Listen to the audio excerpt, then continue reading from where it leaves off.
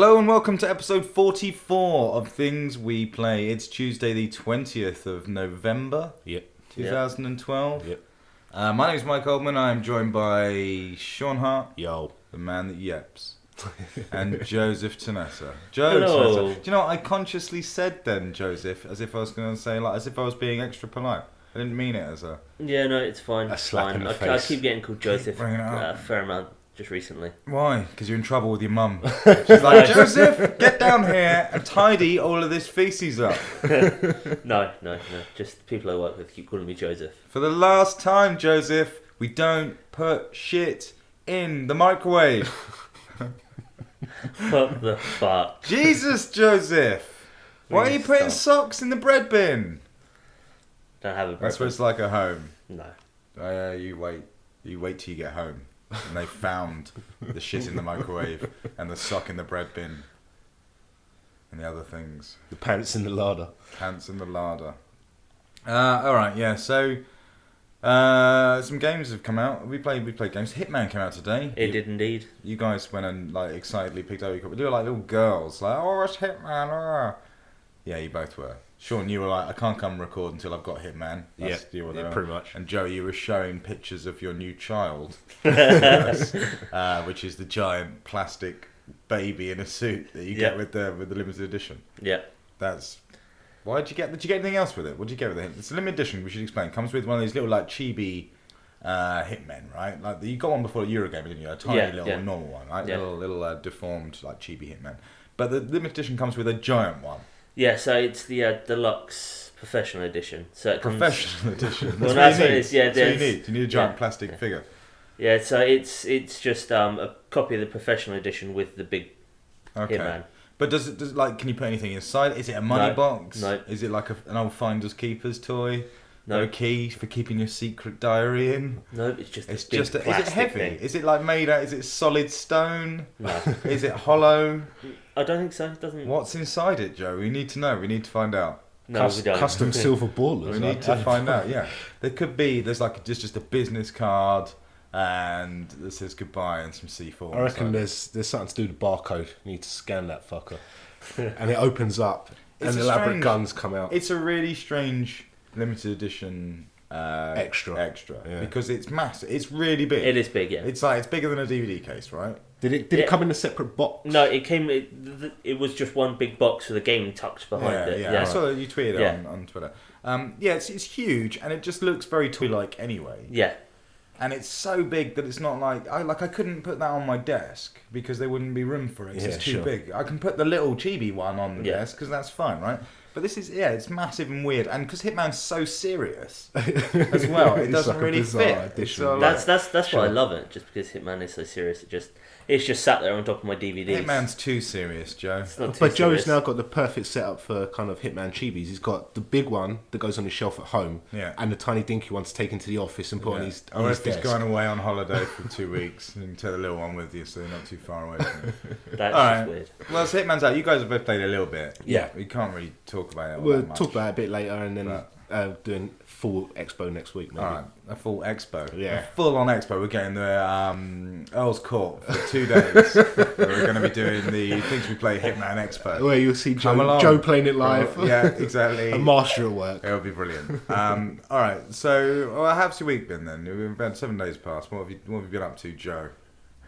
I've just been extremely busy. I haven't really done anything that sticks out this week. You're achieving less and less as the year goes on. The busier you get, the less you've done. How you feeling as we move into December? I'm feeling fine. It's a suicide month. That's the only reason I ask. You know. Do we need to crack out "Everybody Hurts" by REM in the break? No, I'm fine. I'm Okay. fine. Our phones need to be on 24 alert in case he needs true. someone. Yeah. And the Samaritan's busy at this time of year. Everybody hurts, Joe. Everybody hurts. But hold on. Okay, that's good. What about you, Sean? How's your week been? Yeah, uneventful. Well, I say that Danny had a hamster escape incident. I'm tired of the hamster escape scenarios now. Like it's like now we feel the amount of times you've told a story about the hamster getting out is now making the audience, and I feel like this is the second escape. I feel like ever. I can speak for them now. But the amount of times you've gone on about it now, it means that we're now starting to feel for the hamster. We now feel like the hamster is incarcerated. It is a bit institutionalised. It didn't go very far. It sat next to the cage. It just wept. It went for 6 hours. It was like constructing some sort of blowtorch material to get through the cage. Then it gets out of the cage and it just sits next to it and weeps about the fact that it's like, even though I'm free, I'm never gonna be free. No. That poor hamster. There's 2 cat guards on patrol, so she couldn't go far. I bet he doesn't bite as hard now either. It doesn't bite at all. She's used to being handled now. It's given up. We've broken her. Okay. And I wondered what would break first. You should get the hamster a little like slave layer outfit to sort of wear in the cage. That's alright. I'll probably get it off of eBay. I imagine it's out there. I don't think that's weird. Okay, so you had another escape. Yeah. As I say, I didn't deal with it. I was downstairs. I was That's wise. merrily blissful to the escaping hamster. And also I've watched Dark Knight Rises this week. I watched Dark Knight Rises this week as well. What did you think? I thought it was okay. It's better than Begins. It's not as good as Dark Knight. Yes. But it's not a bad film. It's a perfectly fine film. Yeah. But Bane just makes the whole thing fucking ridiculous. But you say that, Batman's voice is already ridiculous. But Batman's voice, but it was already established. Right. The problem, the thing with Batman's voice is, and this is the thing that gets me, is that you can see Batman using his voice each time he uses it, right? You can see his lips. Sure. Okay. Because I can never see Bane's lips. It just sounds like a voice. It sounds like a comedy voice that's been dubbed on afterwards. Right. It's really weird. I didn't like it at all. And he's too sort of... He's too happy. Yeah, he does seem quite. He's got like almost like a weird sort of swagger to him. There's just sort of I don't know. Whenever he's talking, it sounds like he's got a smile behind the mask. Yeah, exactly. Yeah. And it completely. What I needed one scene in the movie where they just take the mask off, and you have that Vader moment, right, where he's all like, sure. That's pretty much what he says. That's what I needed from Bane, and I'm surprised we never got that. I'm surprised there was no flying kick to the mask move. Well, Batman in general, I think the choreography and the fighting in this is a lot weaker than certainly in Dark Knight. It's not much fighting in it. No, and Bane does the majority of the fighting, and when he does, it's just all out sort brawler, of punching, just smashing him in face. and it looks vicious. It does. Kind of wicked. But then other than that, there's not really any real fights. Batman doesn't do a great deal. No, I mean Batman's not in it a great deal, to be fair. True, he's in it more than he is in Begins. Though. Definitely, yeah, sure. So yeah, I saw that. I didn't think it was. It did not set my world on fire. No, it didn't have the anywhere near the effect that Dark Knight had. No. Certainly, I thought Catwoman was good. I thought she was handled really well. I really liked the way her character was done. You said you weren't keen on Anne Hathaway. No, but like aside from that, I've watched too many Disney movies where she's a princess having a daughter. I mean, that crap's on. She's Netflix cool. Constantly. You know, she's hot enough, and just Catwoman was interesting. I like the fact that she's never Catwoman. You know, never says she's Catwoman, and that the little like optics she has in her eyes when she flicks them up onto her head become like cat ears. Yeah. That's all kind of cool.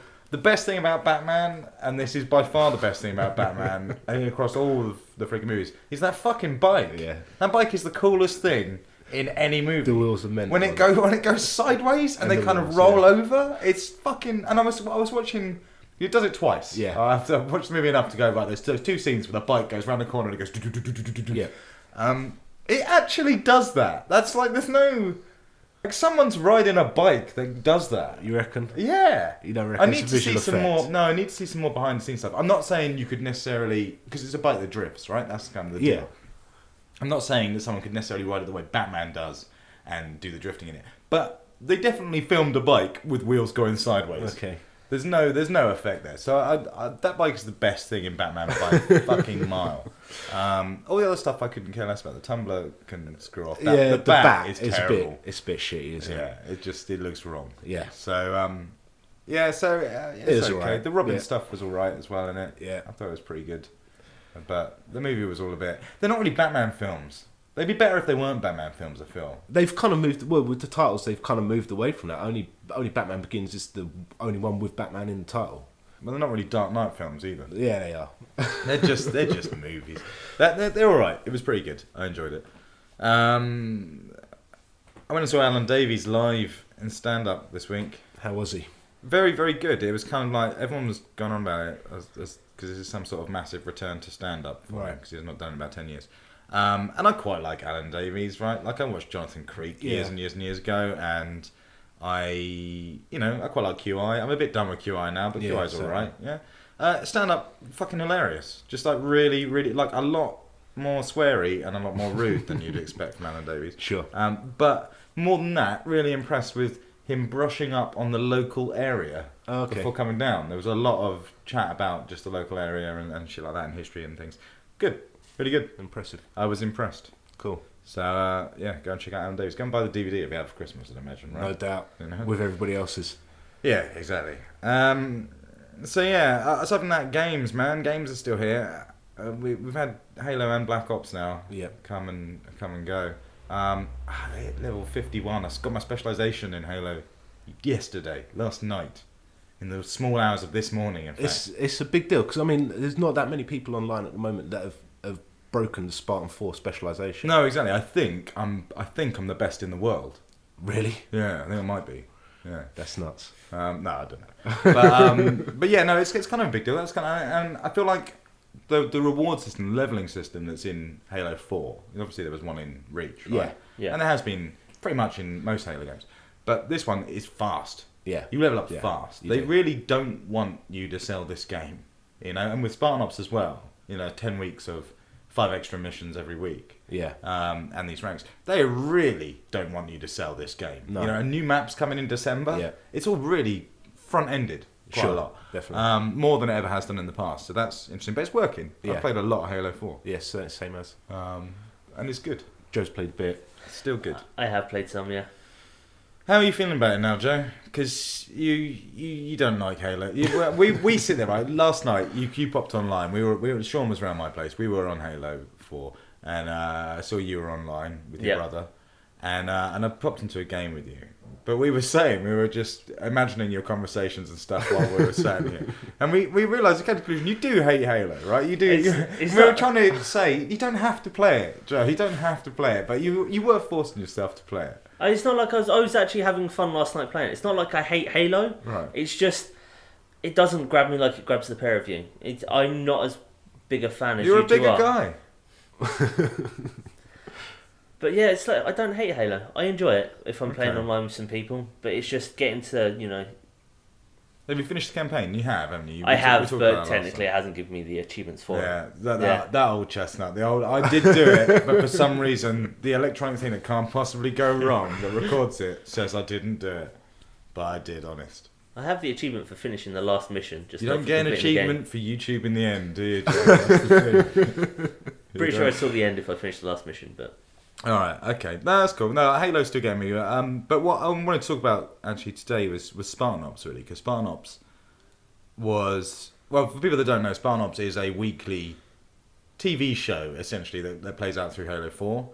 With 5 playable, mini campaign missions, I guess. Co-op campaign missions that are attached to it each week. There's been 3. Have you guys played them? I've played the missions. Well, I've played...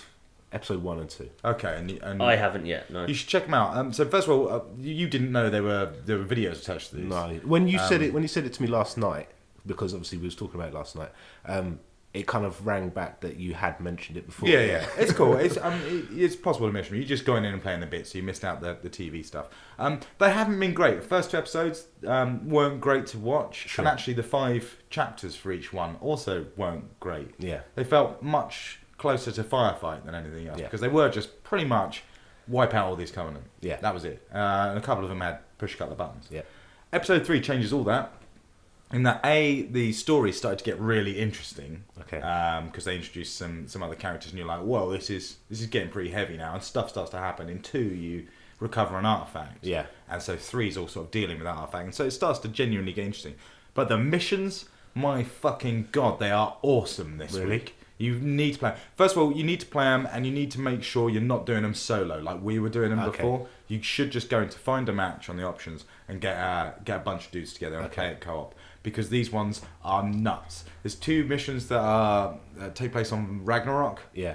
Where you're just in an all-out war. There's a bit where pelicans come in, they drop down a mantis for every single one of you, and then there's just onslaughts of fucking people coming at you, and you're just taking away. It's mental. But if you did it by yourself in one player, because it does that nifty thing which we thought was quite handy, where if you die, you can respawn immediately, so you can take down half an enemy's shields, die, and then come back and carry on killing them. You'll just die a lot, and it won't be any fun. Right. If you do this with 4 players, it's just like you're in the biggest, most insane war imaginable. It's so good. Cool. I really can't stress how good it is. It was mental. And I think the idea is that they're trying to reinforce that you should be playing it in co-op, right? And these were the first ones where there was like several buttons for you to push in different places where you should team up and go and split up into it. Okay. And there's like gun turrets and stuff. It was nuts. Really, really enjoyed it. And you get loads of credit and XP out of doing farm ops, especially if you do find a game online. So it's definitely worthwhile. Yeah, so Halo 4 still going strong. I still love it. Yeah, I still got to put some time in with the Forge mode as well. Yeah, so we had a brief tinker with Forge last night, didn't we? We were just looking at some of the maps.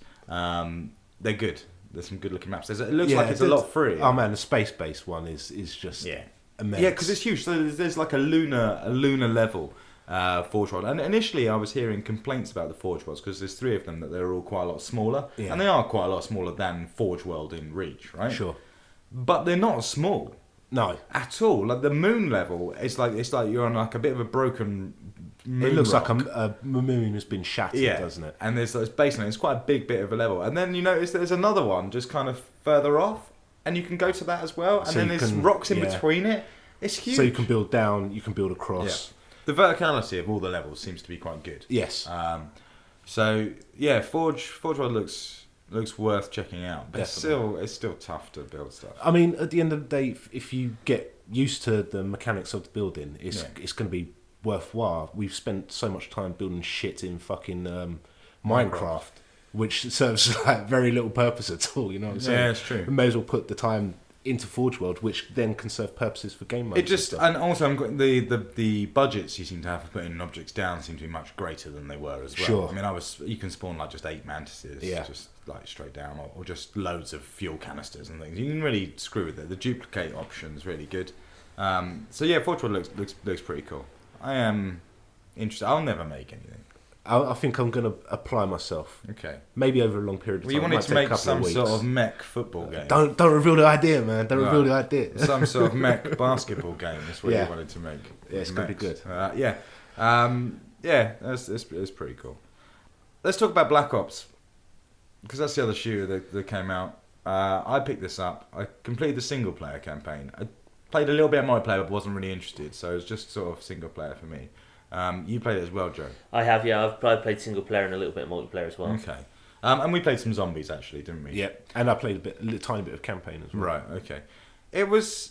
So first of all, Black Ops 2, it's following on from Black Ops. It is literally following on from Black Ops as well, isn't it? And that sort of crazy storyline and things like that. It's a good game. It's obviously a good game. There's no question in that. This meant nothing to me. It meant less than nothing. Like, the most insane things happen in that game. Yeah. As they always do in a Call of Duty game, right? But in Black Ops 2, they really are mental. You know, when you're firing an RPG from the back of a horse. Like taking down a tank from a horse, you're like, I should be a Rambo at this point. Yeah. Like, you think as well, as soon as you press the button on the RPG, right, the horse and the guy on top of it fly backwards, you know. So it has all sorts of crazy fly, but none of it meant anything. I just felt like I could have been killing anyone. Or, I don't know, it almost turned me into it didn't turn me into a killer, but I was just numb the entire way through, just pulling the trigger. I don't know what this guy's story is, who he is, does he matter? It doesn't matter, just make people lie down. It was a game where I made people lie down. And for no real reason whatsoever. Yeah, no, I understand that as well. It's just, Call of Duty's always been like that. You just don't have any real concern with where the story's going. It's really hard to pick up on the stories. Yeah. And now, because it's sort of less grounded in anything, because of the fictional setting, and I guess 2025.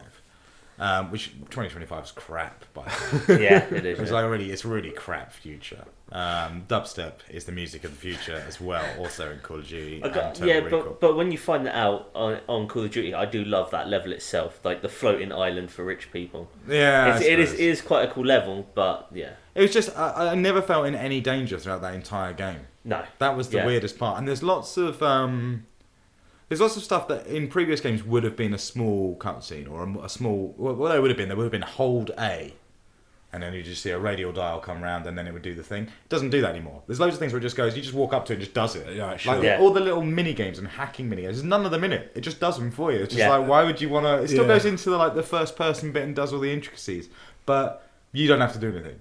And there's loads of that. There's loads of Like this, anytime you're in a flying vehicle and you're literally just holding down the machine gun button and the big explosion button, and just wiping over the screen, and like none of that matters at all. And there's loads of it. Yeah, there's. I almost didn't want to fire because I wanted to see what was going on. So you've just become completely desensitized, is what you're saying? Well, I know. I think the game just has smoothed the edges more. Right. I don't think it wasn't that the stuff on screen didn't shock me. It didn't really. I mean, as soon as you fire the game up, you see a guy burning alive in the front of a vehicle. So there is some shocking stuff to it, but it wasn't necessarily that. It was just that the game has smoothed all the edges so much that anyone could play this game. Yeah. And be pretty successful. Sure. There's so many enemies, so many explosions that you can't miss. Also, your teammates are much better in this than they were in previous ones. I feel like they cleared out areas quite a lot for me. Yeah, they are very good when it comes to doing that, like firing on their own and taking people out. Yeah. Whereas in the other ones, you could just stand there and just like nothing would happen for ages. Well, and they're moving away from the endless streams of enemies that they've been criticised from in the past. You know, I think World at War was the last true one that had. Yeah, there's been moments in other ones, but yeah, World at War had quite a lot of it. So that was interesting. The story has branching moments in it, doesn't it? It has sort of like moral choices that will go different ways. It has moral choices that you don't even really care about. No, again, because you don't even know they're there. No. Because it's just sort of like, there's just at least 2 points in the campaign I remember where I just failed. And it went, you failed. Onwards, on we go. Yeah. And you're like, well, I didn't know. There's a couple of moments you've got to assassinate people that you could or you couldn't. Yeah. That's generally what the decision normally is do you shoot this person or not?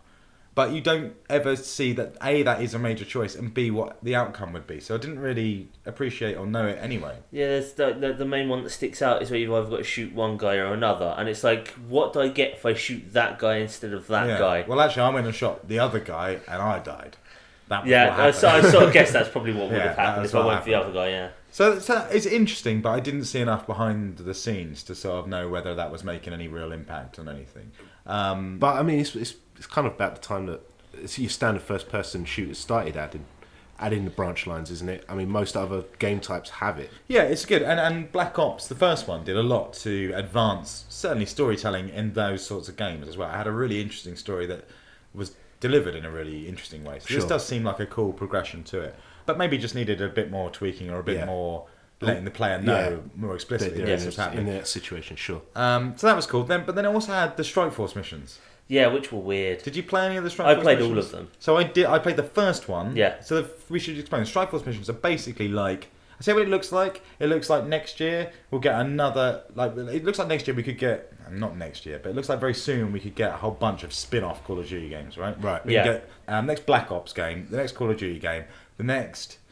Zombies game. There could be a Zombies game, right? And there could be a Strike Force game. That's what Strike Force felt like. It basically removes everything by a level. So you're controlling RTS style, a whole bunch of different units, be it players, the claw, like big battle cat things, and some drones and stuff. And you can flip between them. You can zip into them in control ways, like you could in Battlefield 20. Battlefield 2 is one more on combat. Right. Yeah. So it's kind of like that, but also you can get down and be a dude on the field.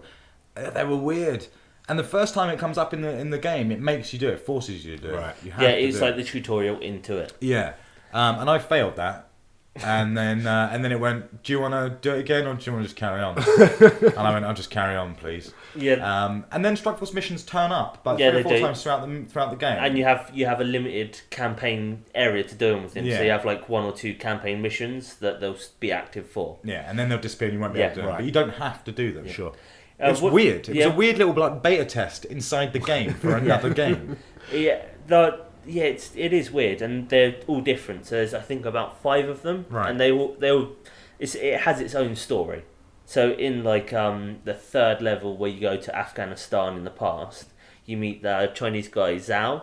Right. He's basically the bad guy in the Strike Force missions, and you're just sort of working towards stopping him. It's strange. I didn't enjoy them at all. Yeah, they are terrible. Not at all. And I didn't like the way they were just kind of forced on me. But I could totally see Call of Duty Strike Force being a game that came out at some point. You know, it's a different way of playing the game. It's a different thing altogether. Weird. Yeah. Really weird. Yeah. Didn't appreciate that. What about the concert at the end? Oh man, that's fucking bizarre. Like Avenged Sevenfold with like two of the bad guys. Yeah, well, like, like one of the bad guys. I mean, technically spoilers, but not really spoiler to any sort of like story or anything like that. But I don't worry about mentioning it. At the end of the game, after the credits, like post-credits stuff, there is there's a rendered Avenged Sevenfold concert, right, with Avenged Sevenfold in it, but also the two main protagonists from the game, the old dude at the beginning in the wheelchair. Woods, Yeah, and then the Menendez. Russian guy. No, it's Menendez, the bad guy. Yeah. And they play guitar and drums. Yeah. Right. And it goes on for an entire It's song. the whole song. And it shows you like the crowd as well. And there's like people from the story dancing in the crowd. I was just sat there for like 3 minutes, just like, the fuck am I watching? Like I was half expecting it to turn into a zombies map, right? Like the president's thing in the Pentagon in Black Ops 1. But it doesn't. It's just a shit music video. It's really bad. It's really strange. It looks awful. It looks awful. It is terrible. There's like the screen behind them, just like showing bits of the campaign. And yeah, exactly. It's just weird. All the character models look horrific. It's really strange. So I couldn't explain that at all. All in all, the game doesn't look bad. It looks a lot like Black Ops 1, but it's not an ugly game. It runs well, smooth 60 frames per second for the whole thing. It has very, very nice explosions and smoke. It does. It always did, right? But yeah, it just doesn't jump out. It's not as good looking as Halo. It doesn't feel as everything in Call of Duty feels like it's made out of paper, which is cool because I've got a machine gun. So a machine gun just obliterates paper. In the paper versus machine gun wars, machine gun wins every time. Yeah. But it does feel everything feels a bit weak.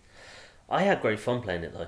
That's good. You're supposed to. Yeah, I just love picking my guns before every mission and just like customizing them up and then. Yeah, see, I didn't get into any of that. I just kind of went in and just went. I don't know who I am. I don't know what I've got, but I'm just going to shoot people. It gets great fun in the later levels, especially when you've unlocked like most of the weapons. So you have like all your different classes of weapons, quite a few different. You have all your attachment. You have different camouflages you can put on them, and you can just go to town and have a laugh. And once you've completed it, you can go back and do your past mission with all of the modern weapons you've unlocked. Oh, that's quite cool. Yeah, so it's great fun just like running around with this giant machine gun from the future in the past. And I didn't play any multiplayer. Did you play multiplayer at all? I played like 2 matches. Okay. That was more than enough. I assume it's pretty much the same as Black Ops was. And I loved Black Ops multiplayer. I thought it was brilliant. It was by far my favourite of the Call of Duties.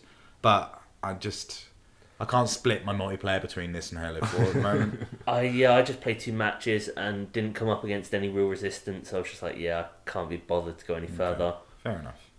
Yeah, so Black Ops 2, it's good. It's a good game. It's clearly a good game.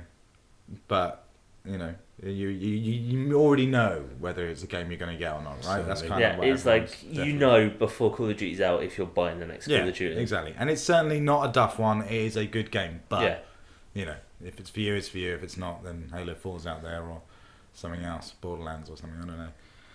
Alright, we're going to take a quick break then. We're going to listen to some music now from Hotline Miami, which we spoke a little bit about last week, but we'll talk about a little bit more after the break, because it's not just this track that's phenomenal.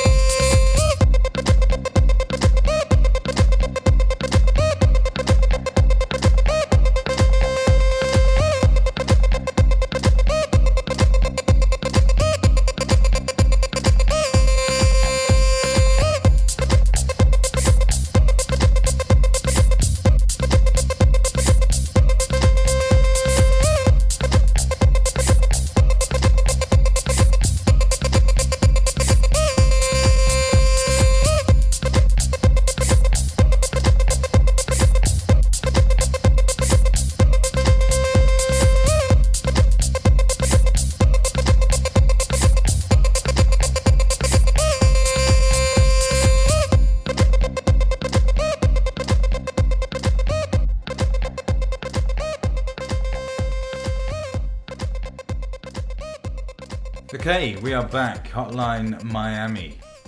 Yeah, what game? What do you mean, what game? It's amazing. Oh, what a game. Yeah. Yeah, it's a phenomenal game.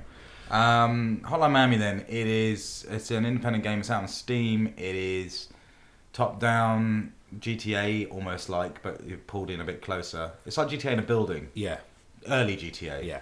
And it's kind of a puzzle game. Yeah, to some degree. You basically have to go into buildings, you get fade around building to building. You're like a hitman, assassin type person, thug, whatever you want to call it. And you go into buildings and you have to take down every person in the building. It's basically what you do, right? Yeah. You clearly go through a series of floors, normally 2, sometimes 3. Yeah. And you kill every single guard or threat on that building, because sometimes there's dogs, right? Yeah. And you get new weapons, and it's all based around what they can hear and what they can see as to whether they'll detect you. So you use knives for silent kills, and guns will obviously attract more attention. And it's brutal. It's absolutely brutal. It's kind of like a twin-stick shooter. You kind of use the mouse to aim and WASD to move around. And then, spacebar does an execution. When enemies are down, or takes them as human shield. And then, click the mouse to fire and stuff. It's nuts. It is sweet, man. I mean, when you start playing, it is pretty tough. And I must admit, on my system, it runs a lot slower than it does on yours, because I came around and played yours the other night, and yours is running a kind of prime performance. And at that speed, you've just got to have lightning reflexes. Yeah, but it's great. Well, because the main thing is it's one hit kill. Yeah, basically. Yeah. It's not, it's Call of Duty in that respect. But if you get shot by a gun, you're dead. Pretty much. And that can happen so quickly. Yeah. So you've got to be really, really careful. So there's a lot of dying, restarting, and just figuring the right sort of modes out. Because the way you take people out is really important. Yeah. And it's not just based around the weapons you've got. So the guards will patrol rooms and walk around maybe the perimeter of the room. When they go to the door, to the other side of the door that you're on, you can charge through the room, and that will knock them to the floor, which will knock a weapon out of their hands if they've got one, but also stun them momentarily, so you can walk over to them and slit their throat or something. Yeah. So it's quite often you get into situations where maybe there's 2 guards in a room, one's not moving and one is walking around. You bust through the door to knock one down while he's on the floor, take out the other one, and then go and finish the dude on the floor. Definitely. All the time worrying about if someone gets a shot off, are 3 other dudes going to come into the room? Is there a dog run in the place? And it gets very hectic very quickly. It's kind of like any kind of major battle. It's been said that a general isn't as good as his plans; he's as good as how he reacts to the situation changing. So you've just got to be on the ball all the time. You've got to have your eyes kind of scanning the perimeters, just in case someone walks through a door through random, because the guards will change their patterns. Yeah, totally. At a fly's notice, and you just got to be there ready to throw your crowbar in his face and deal with what's going on at that point. Yeah. And when it works, when you're in the zone, man, it is so satisfying.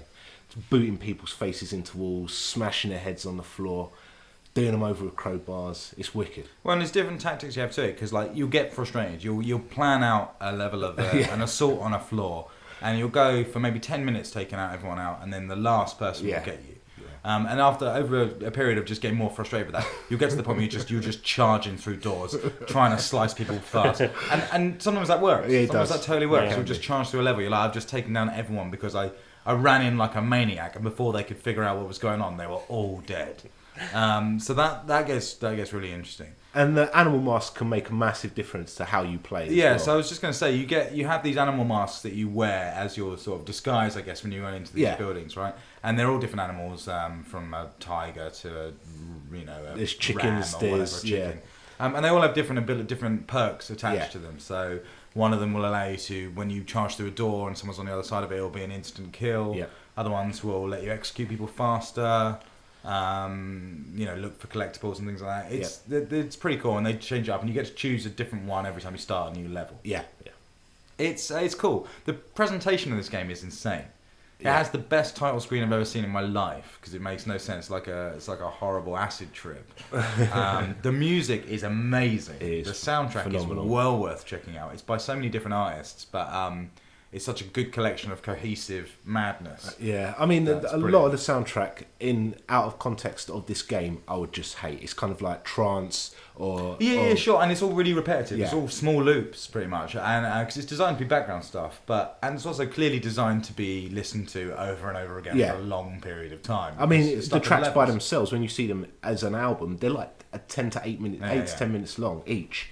It's kind of nuts, and out of context of this game, I would hate all of the music to this, but it's so ingrained with how you're playing and how it wants you to play. It wants that kind of those fast beats with your aggression combined, and it pumps you up, man. It's like sure. Yeah, I'm gonna smash. I mean, it also fits the tone of the game perfectly, which is this really nasty sort of gritty. It's like there's a bit in it at the beginning where I think you kill someone and then the dude just vomits on them. And it's just, there's lots of nastiness like that. And some of the scenes, although you're seeing it sort of top down in this sort of pixelated view, the scenes you're seeing in these buildings you're going to are grim. You see some nasty shit going on Definitely. there. So it's cool. It's kind of real depraved stuff. And the plot is just batshit nuts, right? Yeah, I've not really paid any attention to it at all. I've been kind of skipping over the dialogue stuff. Right. It's all told to you in like text. Yeah. It takes bits, text phone calls with and stuff. kind of profile pictures. Yeah, so I've not really picked up on it, but it looks insane. I mean, it's kind of got real references to things like Natural Born Killers and stuff that is roughly around the time that the game's set. So the game's set in like 89. Yeah, like late 80s. Yeah. And it's kind of, Natural Born Killers and Reservoir Dogs, and even to some degree the Matrix. There's weird shit that starts to happen as you go on later into the game, where there's like a dead guy as you walk into a convenience store who's twitching on the floor, and the guy behind the counter goes, none of this is real, and the static comes up on the screen, and the dead body's gone and everything's normal, and you just kind of walk back out and get into your car and drive off. It's kind of really got some really weird stuff going on in it, and I'm quite intrigued to find out a bit more behind the story. Yeah, it's cool. It's an amazing game. It's well worth checking out. It's a bit buggy. Yeah. The release that's out there at the moment has a few issues. You might get the odd crash here and there, and you can't use a joypad with it at the moment. That just doesn't work. The support is coming for it somewhere. I understand. So take it with a pinch of salt. But it's damn good. It's one of the finest presented games. Overall polished. It's just really, really good. Definitely recommend it. I highly recommend it as well. Yeah. All right then. Do you guys want to talk about Hitman? We can go into Hitman. Do you want to tell us a little bit about Hitman? You love Hitman, Joe. I do, yeah. I love Blood Money.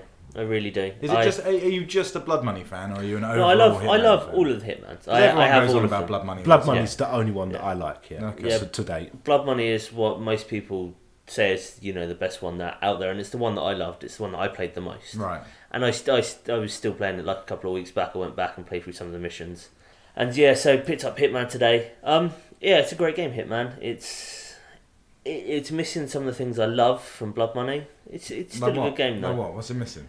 Like I loved, picking my loadout at the beginning of Blood Money. You get your guns, you upgrade them by earning money, and then you go out and you use them. Right. I very rarely use them. And you don't do that now in Absolution? No, literally, just like the level starts, you're in your suit, you have one gun that it gives you, your 5-wire, and that's it, and then you're off to go out and do missions. Story-wise, it's alright. What is the story to Absolution? Because is it just the standard cliche Splinter Cell sort of thing of like hard times? No, hard times for Agent 47. He's got a beard. No. He doesn't have his tie done up at the point I'm in now. It's like his tie sort of like part undone. And it's just like go. Yeah, he is apparently. Okay, yeah. All right. So the story is that Diana, who's always been 47's handler, has turned against the agency and pretty much shut it down single-handedly. And they've been looking for her, and they finally find her, and then they send 47 out. And that's your first mission, is you kill Diana. Okay. And with her last dying breath, she asks you to find a girl that she's protecting from the agency. And then from there, your mission is to look after the girl and find out why the agency wants her. Right, his daughter. No. It's his daughter. I don't know. Is it? Yeah, no, I'm pretty sure it's not. But yeah. Okay. So you've just turned your back on the agency, and you're her out there daughter. It seems more like she's the next gen of super Hitman, basically. Yeah. She's his X-23 to Wolverine. Right. Okay. All right. Fair enough. But so you played. How much you played of it so far? Not much. I've done about a quarter of it so far. There's 20 okay. missions, and I've done about 5. I've done 2. It handles nicely. I mean, it's obviously running a lot better than Blood Money. It's kind of on the level of Blood Money on the original Xbox as opposed to the 360 where it was a bit janky. The Omni map which I call Omnimap, which you hate me calling Omnimap. What is an Omnimap? It's a map of omnipotence. No one has a clue what you mean. So the original map in Blood Money showed you where every character was on your tier at any one point. So you could just flip up the map and you can see exactly where guards are in relation to you. It's done away with that. It kind of gives you a mini map almost in the corner. It's more like a radar. So you can see the directions that enemies, or everyone is facing. So you can see when you're in the clear for kind of taking people out and stuff. But it also gives you instinct, which is handled by your right bumper, which serves a load of different purposes. But one of those purposes is that it highlights where key characters are on the map. So that's basically detective vision. Yeah, so it's like a combination of those two things. So the map didn't make any sense before, right? The fact that you could see everyone's location, it was like narratively made no sense. No. So this is kind of them. He had a magic map. He got it from Hogwarts. Yeah. All right. Okay. Killed Harry Potter for it. So yeah, how's that playing? And so does it play out like Batman then in that respect, or Assassin's Creed? You do find yourself using instinct quite a lot, especially when you're in a disguise, because a lot of the time you're trying to move around in a disguise, and if someone else is wearing the same outfit you've got on, you have to like blend in, so you've got to use your instinct. He ducks his head in and you just walk past them, and you're using that so much, and it's just trying to not use all of your instinct because it doesn't regenerate. But it's much more action based though, right now. It does seem like it. You can do the entire thing like all out guns blazing. Yeah, or you can do like being the silent assassin like you're supposed to. Yeah, sure. But it's a lot harder on this one than it was on Blood Money. Okay. Did you get anything, just out of interest, did you get anything unlocked by having the sniper challenge? Remember that crazy thing that was out there? Yeah, the sniper challenge was just unlocks for the sniper rifle. So when you have the sniper rifle, you just get all the unlocks for it. But any guns you unlock, you cannot use in your single player. It's all designed for the contracts mode. Okay. So, yeah. I don't know much about contracts mode. That was the multiplayer thing, wasn't it? Where that is their sort of multiplayer mode. Okay. And I'm not expecting that to be much co-op. I've had a go at it, and it's a good idea. If people use it and do it well, then it gives a whole new but you know bit what I mean? of life to it. With Kane and Lynch Dog Days, I did an fairly interesting multiplayer stuff with that. With I can't remember what it was called. It had a separate name to it, didn't it? That did the Kane and Lynch multiplayer, and some of that was quite good, but it just wasn't picked up enough by everyone else. Do you know what I mean? If you're trying to come to the foreground now with a new multiplayer mode that's not just Slayer or Capture the Slag. It should be added. Slayer, I think it is. I think that's Duke Nukem. It wasn't. It was Capture the Babe or something. That's what they meant. But if you're coming up with something new, a new multiplayer mode, if people don't pick it up and just run with it immediately, then it just doesn't take off. And that's kind of what happened with Kane and Lynch. And I wonder if that's the same thing that happened with Hitman. It's possible. Square Enix generally haven't been great at handling multiplayer stuff. So that would be interesting. But it looks alright. Does it look good? It looks good. Yeah. Obviously, put some bit more time in. We'll talk about it extensively next week. Yeah. All right. Yeah, it's curious. I'm not a Hitman fan at all. If it's more, the thing is, I'm not a Hitman fan initially, but I'm also now less of a fan of even the more action orientated games like that, like Assassin's Creed and Batman. Not really into those anymore. You kind of There's kind of been an oversaturation of that sort of thing, I feel like now. Like if this had hand-to-hand combat like Batman, I wouldn't be surprised. Yeah. So it does kind of have QT takedowns. Yeah. Well, we'll see. It was interesting to see what you guys think of it in a week's time. Sure. Or whatever.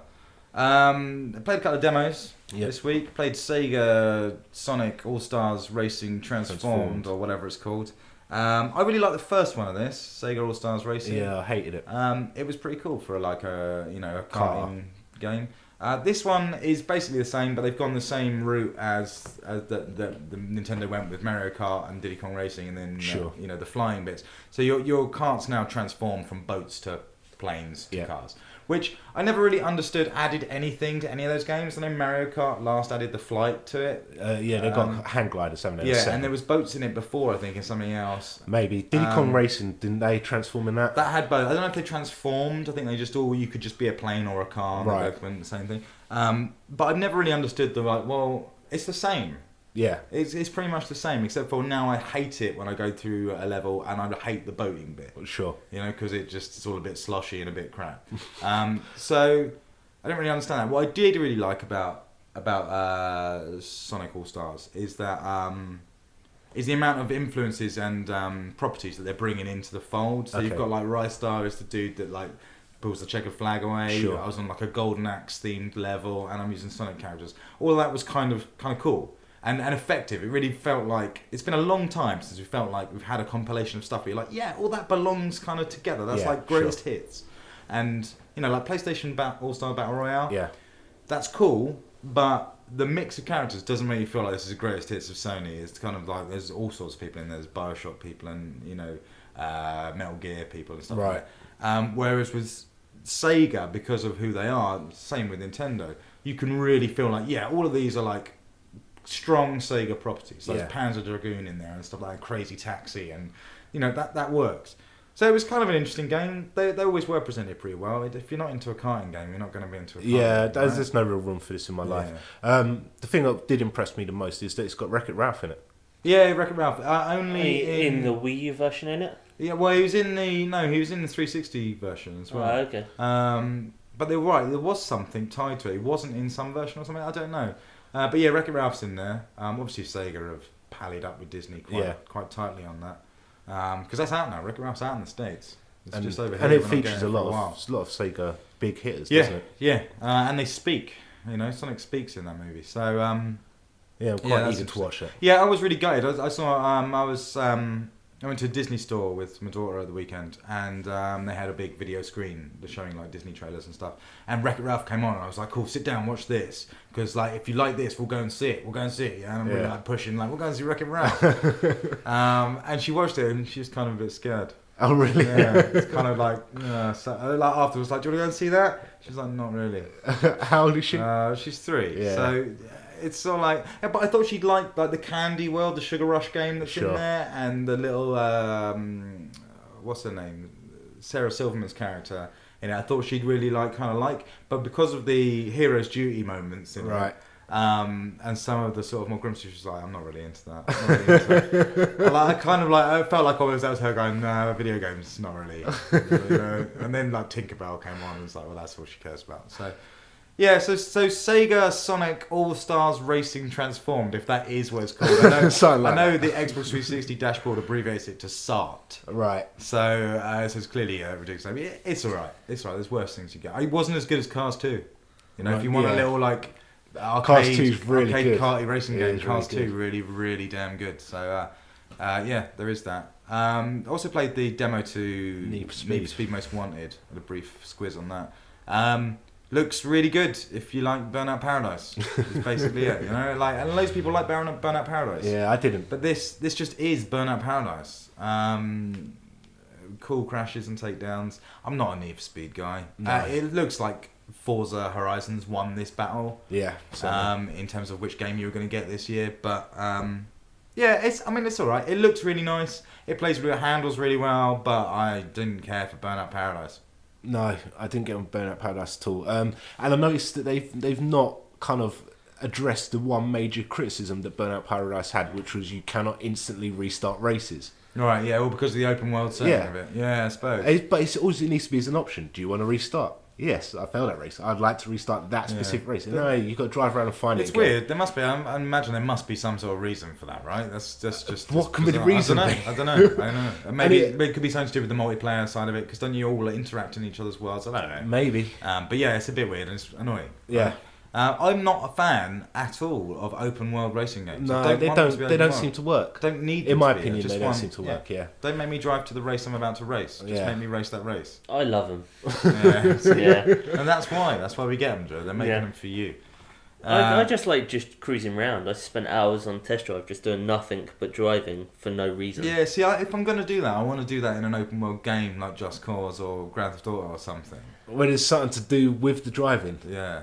Yeah, exactly. Rather than just driving random drive-bys, or there's not enough to look at if I'm just randomly driving around. Whereas in an open world game, there's normally like pedestrians or police or stuff going down that keeps me looking.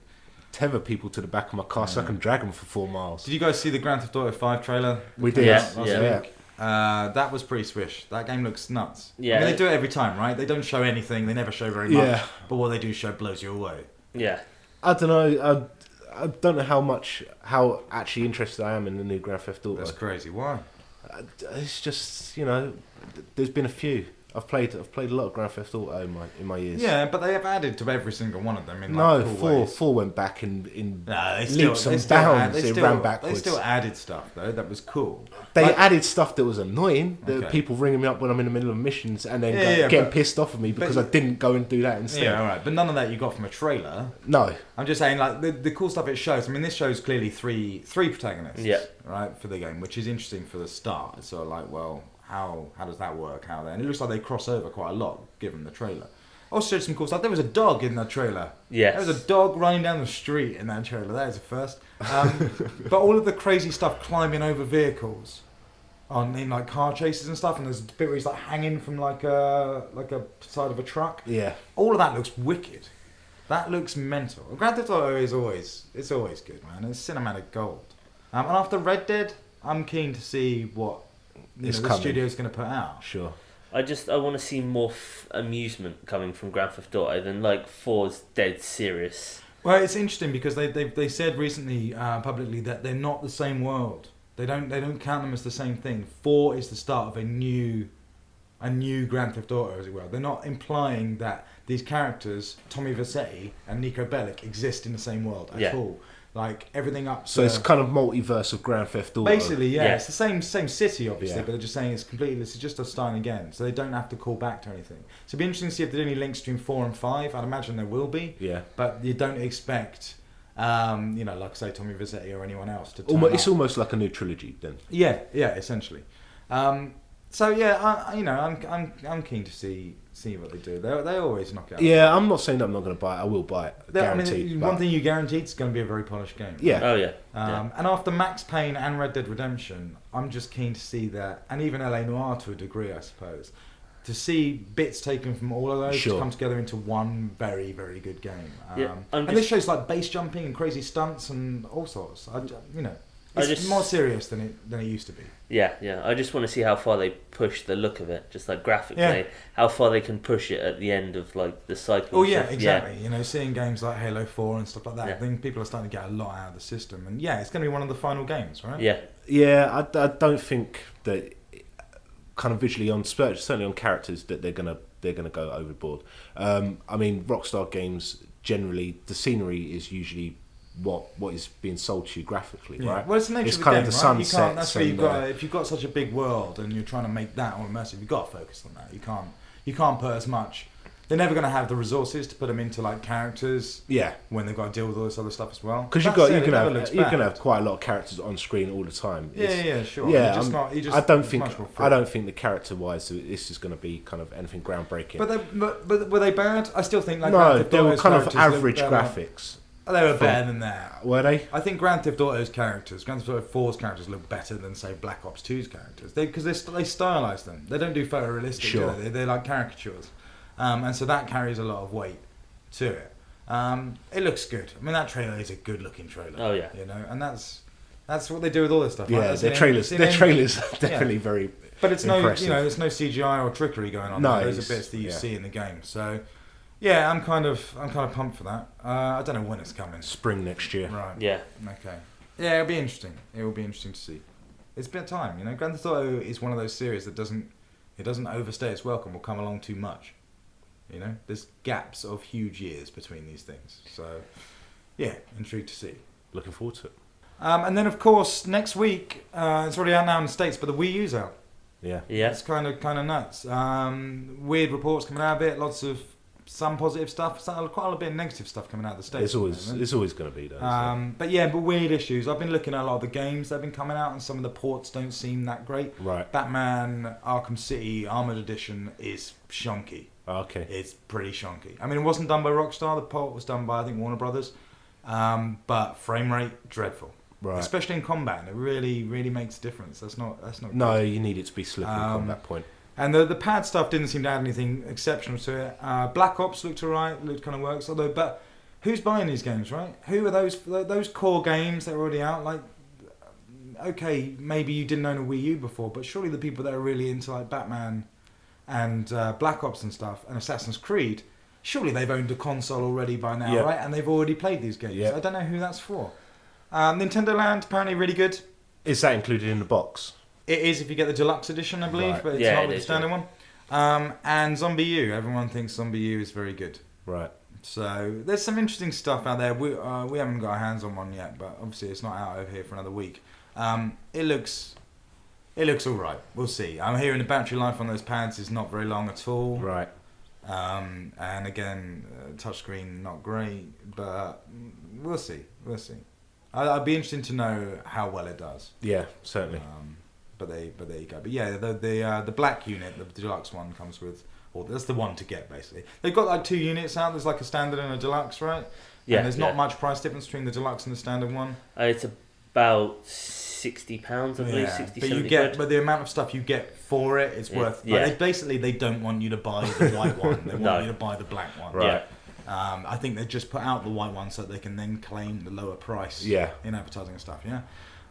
But yeah, we'll see. I don't know if I'll be picking one up immediately, but I do want one.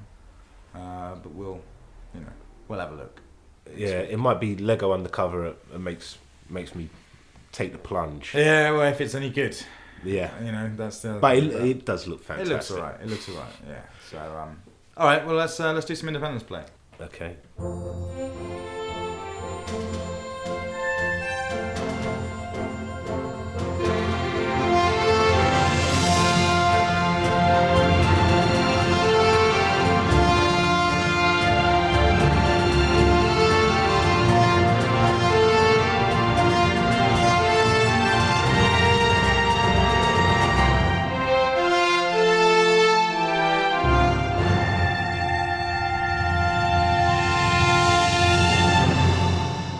Okay, Independence play then. Some hot little indie games from the indie place. Yeah. John, what we got? The first on the list is Cavemen Vs Aliens. That's not a fair fight. First off the bat. You'd be surprised. Why? Aliens have got lasers and cavemen have got stones. Yep, but laser in the great battle of laser versus stone. Laser wins every time. I'm pretty sure aliens have orbital strikes as well, so they aliens wipe have out orbital cavemen. strikes. Yeah. What does a caveman have apart from a mammoth? He's got tamed pterodactyls. Yeah, but I'm pretty sure they don't go into space. Yeah. No, but the aliens aren't fighting from space. I'm also pretty sure a caveman never tamed a pterodactyl. Yeah. Well, these ones have, all right? Okay. These I'm are smart sure, cavemen that work as teams. They don't sound like cavemen at all. So what's this then? What is it about? Yeah, it's kind of weird. It's almost like a strategy. Well, it is a strategy game, to be fair. You have multiple little islands. So you've got your team on one side of cavemen, the alien team's on the far side.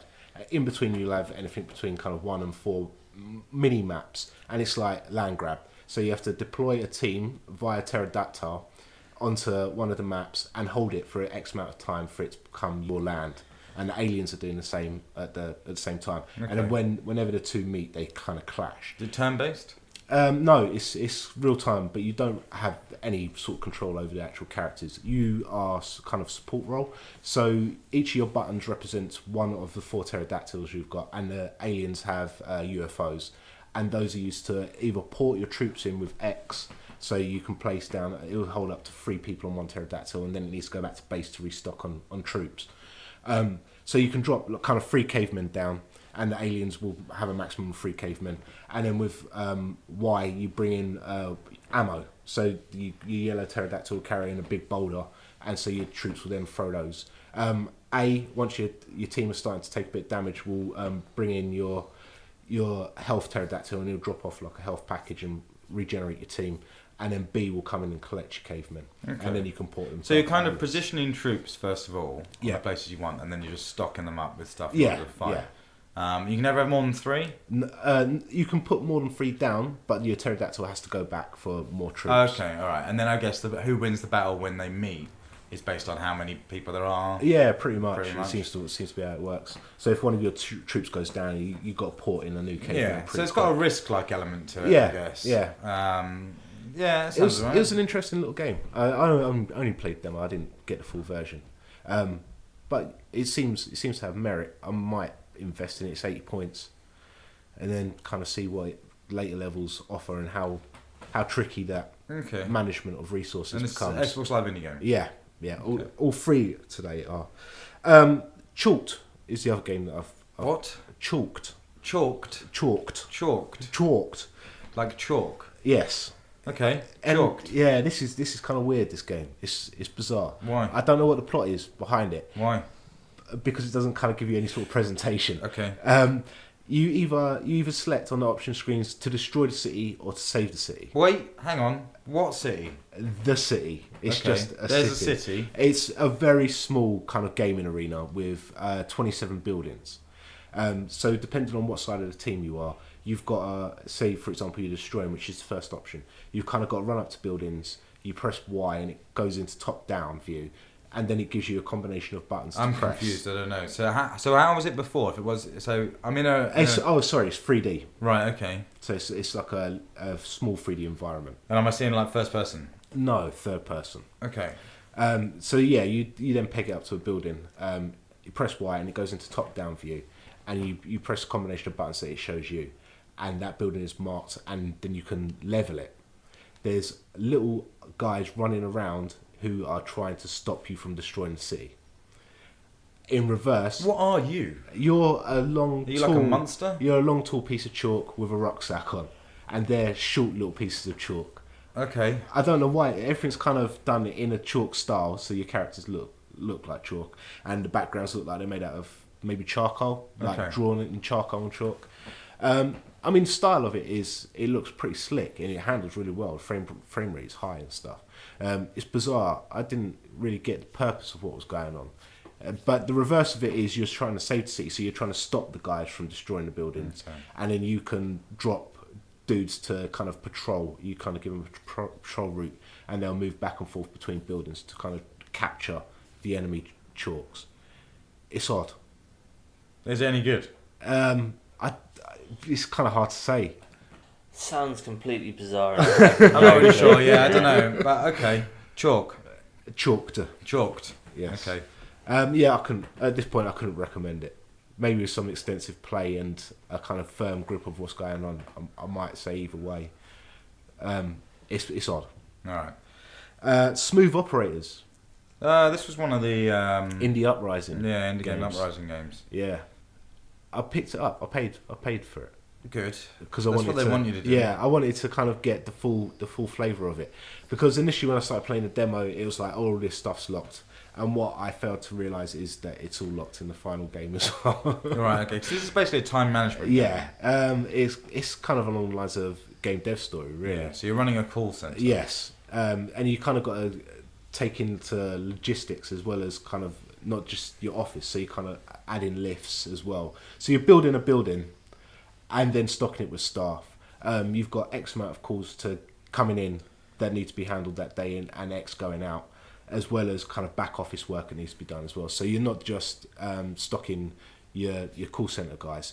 You're also stocking kind of managers and kind of people to motivate your teams as well. Yeah, sure. I've only, like I say, I only bought it this morning, so I'm not very far into it. It seems pretty cool. Graphically, I love the look of it. It's obviously pixel art. Yeah, it looks a bit like Gateways, almost. Yeah. It's like if they're call centre in the Gateways world. Yeah, obviously, yeah, it's cool. Yeah, this game looks interesting. It looked like it was pretty much run of the mill. There's a lot of these games out, certainly on the iPhone. Yeah. And they're all very successful. They're it's pretty much click and wait, right? With varying degrees of management, like say building a building, like Tiny Tower, that sort of thing. Yeah, I mean, obviously, the bigger your building gets, the more active you will be. But yeah, it sounds right. It was one of the more popular ones from the Indie Games Uprising, and definitely worth a look. I would say for 80 points again, you can't go wrong. Easy one to play if you're a woman, or B, you need something for a woman to play. It's like it's good girlfriend material. It is. I'm sure if I present it to Danny, she'll be very interested. She loves time management games. Yeah, exactly. So, all right, yeah, Smooth Operator seems pretty cool. Yeah, I will look at it extensively at some point. I mean, the recommended title we're going to go with this week, I think, is going to be Scapegoat. Scapegoat's really good. It is awesome. Yeah, so Xbox Live Indie Game again. What is this? It's like a puzzle platformer. It's odd. It's kind of great. You are a goat. You play as a goat, and you have to basically each level is one single screen. Yeah. And you just have to get to the exit. It's Yeah. basically what you do. So it's that simple.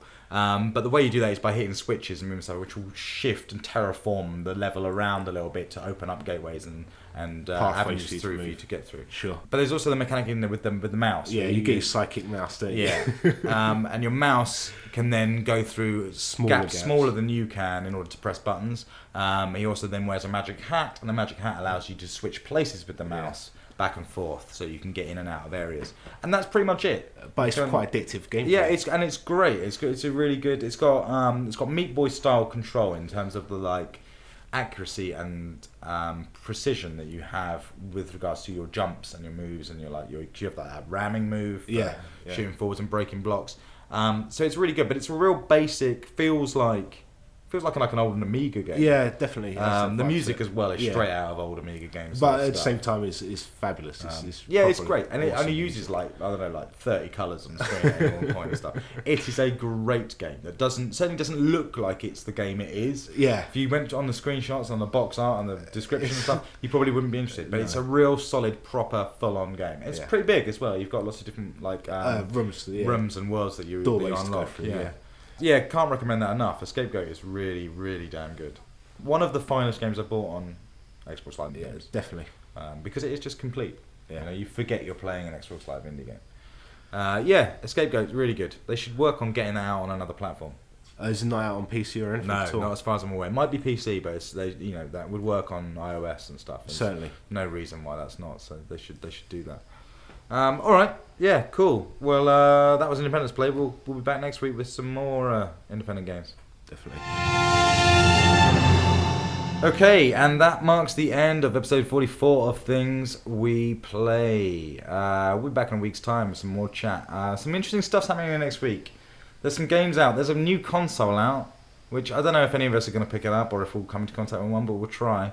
They've got to have one down at the local game shop soon, right? For demo. Yeah, you'd think. I want to see one. You'd think they'd be everywhere, right? If Nintendo do their job right, they'd be. I shouldn't be able to walk without bumping into a girl chained to a Wii U or something. I mean, it's the first full-on console for a long time. Yeah, exactly. It's kind of a big deal. It's a big deal, right? And we just had 2 massive launches, so this needs to top that. If that would be my thinking if I was Mr. Nintendo, but we'll see. Lego Lord of the Rings is out. Yep. That looks really, really good. I really don't like Lord of the Rings or Lego games, but it looks really good. I'll pick it up in some shape or form. Looks way more open world than Lego Batman 2 did, and just has a real nice visual look to it. They've really nailed the filtering, the sort of the focal depth of the game. It looks really swish, so that's cool. Far Cry's out soon, right? That's out end of next week. So that's pretty good. You guys are going to play some more Hitman, so we'll chat about that. Yeah. And some various other bits. I might pick up Warlords on XBLA. I'm sure. Sort of stepped away from it earlier in the week. It's only going to disappoint me, but I'll have a look. And there's no doubt we'll stumble across the odd bits and pieces here and there. Exactly. So, so plenty of chat about going forwards. It's not over yet, although Christmas is coming. It is not over yet, and we need to start thinking about maybe our games of the year pretty soon, because we're nearly at the end, man. It's nearly at the end, and it's been a weird year. I don't think this has been a particularly good year for games. Yeah, it does feel kind of there's diluted. Yeah, it feels like there were this year more than anything. There's been a lot of disappointing games. Sure. More than overall great ones. A lot of games that we thought were going to be brilliant that just didn't turn out to be as good as they should be. So, we'll maybe have a little bit of a think about that and talk to you about our game of the year stuff in the coming weeks. In the meantime, if you want to get in touch with us, you can always email us at thingsweplay@gmail.com. Just drop us a line. We don't care what you say. Or you can find us on Twitter at thingsweplay. Do go and check out the website, of course, www.thingsweplay.net, for all of our tomfoolery and shenanigans that go up there, including video stuff and extra credits, and all of these episodes, obviously, are available there. So, do go and check that out. We will see you next Tuesday for some more. Sounds like a plan. Yeah, I'm going to go and play some more Halo. Seems like it's the only thing you do these days. It's largely the case, yeah. Anyway, we'll see you in a week's time. Later. Bye.